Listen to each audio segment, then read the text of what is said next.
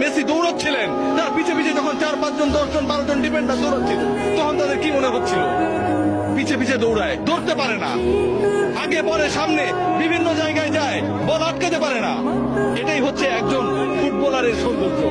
Lionel মেসির সৌন্দর্য ও জায়গায়।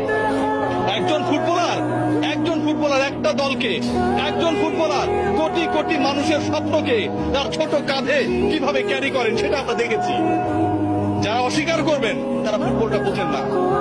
হয়তো আমাকে মূর্খ বলতে পারেন, সত্যিই তাই।